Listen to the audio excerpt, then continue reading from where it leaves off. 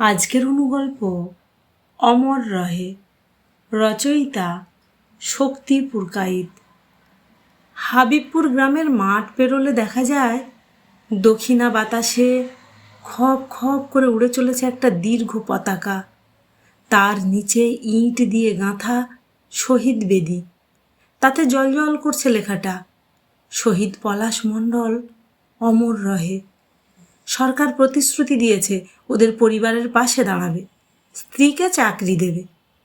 দেখতে দেখতে 1 বছর কেটে গেছে, কেউ এসে 1 গ্লাস জল পর্যন্ত দেয়নি।